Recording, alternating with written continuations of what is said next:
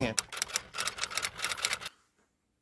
अस्सलाम वालेकुम दोस्तों, उम्मीद करता हूँ आप लोग बिल्कुल खैरियत से होंगे। आज हम बात करने जा रहे हैं कि असाइलम सीकर और रेफ्यूजीज इन कनाडा का क्या मतलब है और आप किस तरीके से क्लेम कर सकते हैं। मैं आपको वीडियो के एंड में इसके बेनिफिट्स और डिसएडवांटेजेस भी बताऊंगा। आपने कोशिश करनी है कि वीडियो को एंड तक ज़रूर देखें अगर आप इस टॉपिक में इंटरेस्टेड हैं या आप सिर्फ इंफॉर्मेशन लेना चाहते हैं।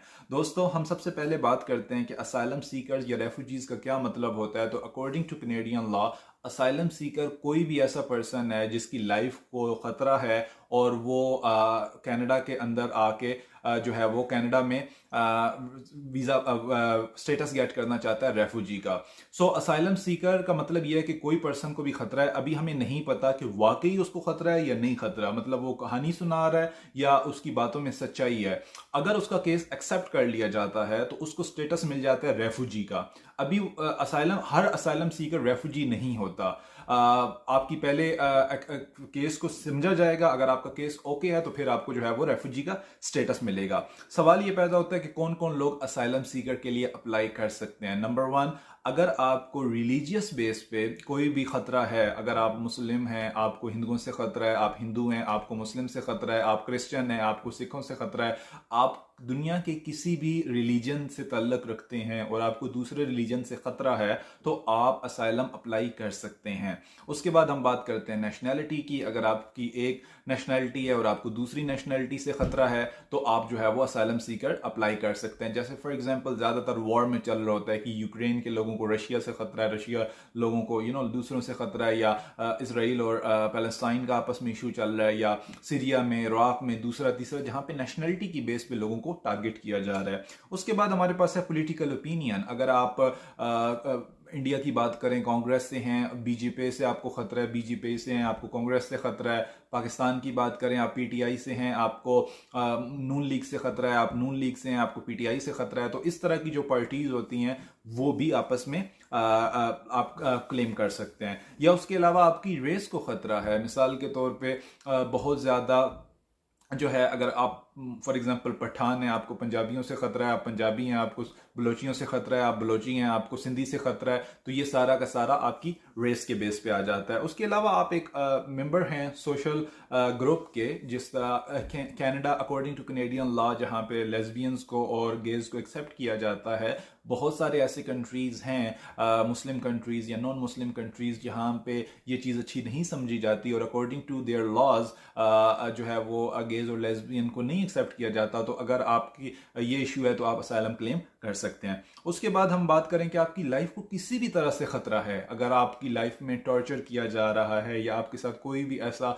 इंसानी सलूक किया जा रहा है जो ह्यूमन राइट्स को वायलेट करता है, तो आप जो है वो इंटरनेशनल ह्यूमन राइट्स को, तो आप असाइलम क्लेम कर सकते हैं। सो एनीवेज, असाइलम क्लेम करने का क्या तरीका है। नंबर वन ये कि आप असाइलम को आउटसाइड कनाडा भी अप्लाई कर सकते हैं और इनसाइड कनाडा भी आके बॉर्डर पे भी कर सकते हैं और इनसाइड कनाडा भी आ सकते हैं। जब आप बॉर्डर पे आते हैं, अगर आप बताते हैं कि आपकी जान को खतरा है, तो अकॉर्डिंग टू कैनेडियन लॉ वो आपको वापस नहीं भेज सकते। वो आपकी पूरी की पूरी जो है वो बात को सुनेंगे और उसके बाद जो है वो आपका क्लेम वो इंटर कर देंगे। उसके बाद आपको रेफ्यूजीज प्रोटेक्शन डिवीजन के पास ले जाया जाता है, जहां पे आपका पूरा का पूरा क्लेम जो है वो सुना जाता है। इमिग्रेशन रेफ्यूजीज बोर्ड है आईआरबी कनाडा का, जो कि आपके पूरे के पूरे क्लेम को सुनता है एंड अकॉर्डिंग टू डैट वो आपको डिसीजन लेता है। इसमें एक जो बहुत इंपॉर्टेंट चीज़ है वो ये कि आपको एक प्रोफेशनल लॉयर हायर करने की ज़रूरत है, जो आपके ओवरऑल केस को रिप्रेजेंट करे और आपके केस को आगे लेके चले। मैं एक आईआरबी लॉयर को बहुत अच्छे टाइम से जानता हूँ और बहुत अच्छे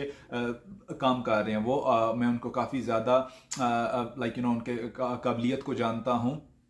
हर आरसीआईसी लॉयर आपका असाइलम का केस रिप्रेजेंट नहीं कर सकता। उसके लिए अलग उसको एक डिग्री चाहिए आईआरबी की, कुछ कोर्सेज करने पड़ते हैं आरसीआईसी को, तब जाके वो आपके रेफ्यूजी का केस कर सकता है। तो अगर आप इंटरेस्टेड हैं तो नीचे मैं अपना कॉन्टैक्ट नंबर डाल दूंगा, आप मुझसे रब्ता कर सकते हैं। मैं आपकी लॉयर के साथ मीटिंग करवा दूंगा और आप अपना केस डिस्कस कर सकते हैं। उसके बाद जब आप अपना केस सैंपल डालते हैं तो ये बहुत लेंदी प्रोसीजर होता है, जिसमें कुछ महीने और कुछ साल लग जाते हैं आप आपका केस सुनते, हेयरिंग होते हुए, इंटरव्यूज होते हुए आपसे दोबारा वो प्रूफ मांगते हैं या आपकी स्टेटमेंट्स बार बार लेते हैं और उसके बेस पे वो लोग डिसाइड करते हैं। अगर आपका केस वो एक्सेप्ट कर लेते हैं तो आपको रेफ्यूजी का स्टेटस मिल जाता है, आपको पीआर परमानेंट रेजिडेंट स्टेटस मिल जाता है और आपकी पूरी फैमिली को जो है वो कनाडा की पीआर मिल जाती है। ये इसका जो है वो था कि ये भी एक पीआर का तरीका है जिसके जरिए बहुत ज्यादा लोग, ऐसे लोग जिनको पूरी दुनिया में जान का खतरा है और बेचारे मजलूम लोग, वो आते हैं कनाडा के अंदर और ये स्टेटस लेते हैं। कनाडा 1951 से वर्ल्ड वॉर II के बाद से बहुत एक्टिव कंट्री है और हम लोग मिलियंस लोगों की हेल्प कर चुके हैं यहाँ पे सेटलमेंट के पॉइंट ऑफ व्यू से, रेफ्यूजीज के पॉइंट ऑफ व्यू से। सो अब हम बात करते हैं कि इसके बेनिफिट्स और डिसएडवांटेजेस क्या हैं। नंबर 1, आप जब असाइलम क्लेम करते हैं और आपको जो है वो वर्क वीज़ा का स्टेटस मिल जाता है, आप 2-3 महीनों में काम करना शुरू कर देते हो, आपको हेल्थ केयर मिल जाती है, उसके बाद आपकी बच्चे हैं तो उनकी एजुकेशन फ्री हो जाती है। अगर आपको थोड़ा बहुत जेब खर्चा चाहिए, पैसा चाहिए, तो वो भी गवर्नमेंट आपको सपोर्ट करती है। आपके पास रहने को जगह नहीं है तो वो भी आपको देती है। सो ये कुछ बेनिफिट्स हैं। डिसएडवांटेजेस की बात करें,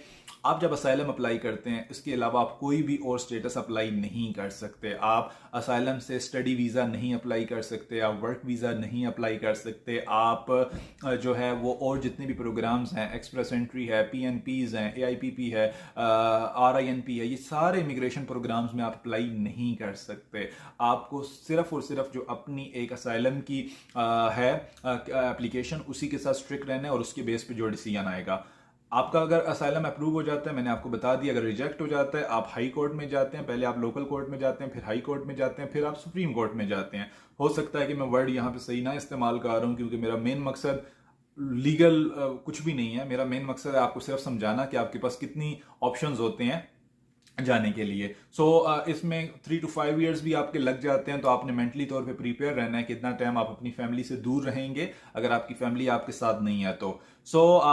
आई होप कि दोस्तों इससे आपको एक कुछ ना कुछ बेनिफिट, कुछ ना कुछ क्लैरिटी मिल गई होगी कि असाइलम सीकर्स और रेफ्यूजीज कनाडा में क्या हैं और किस तरीके से वो लोग भी पीआर लेते हैं।